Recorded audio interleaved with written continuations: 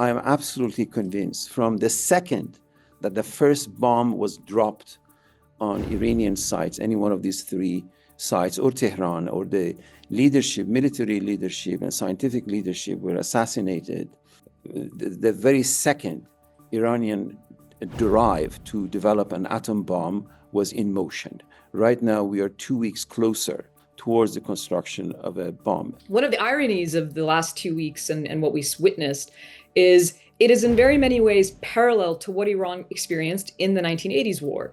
And the entire logic of the Islamic Republic as to why they say they have to have certain weapons, why do they have to have a ballistic missiles program, why do they have to be able to defend themselves independently of any other country, is because in the 1980s, when they were invaded by Saddam Hussein, when they were invaded by Iraq, the international community did not come to the aid of Iran, even though it was the country that was invaded.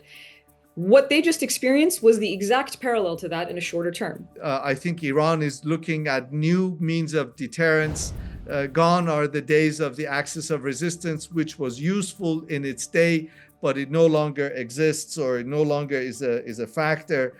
And of course, it's not just the Israelis that the Iranians are confronted with, but it's Israel and the United States. And I think this is a realization that the Revolutionary Guards came to,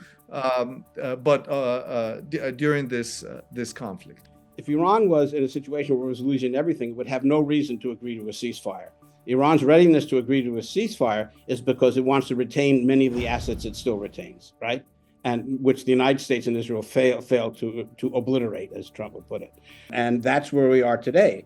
My concern is that where we are today will leave Iran leaders concluding, as many of my colleagues have suggested, that the only way to defend those interests now, particularly given the absence of allies in the region, particularly Hezbollah, that can serve as a deterrent, that the only path for Iran to take is move openly to some sort of nuclear weapons capacity.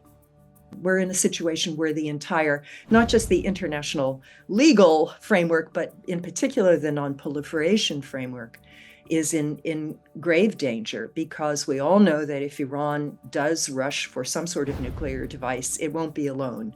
It will be followed by the Saudis, by others in the region in short order. So there's a desperate need for diplomacy to try to stabilize the situation, for the US and Iran somehow to sit down again, but to talk about a realistic proposal, as well as to end the war in Gaza. Hopefully we can at least stabilize that situation and stabilize the situation in the West Bank and begin to repair the situation in the region, as well as this very tattered international framework.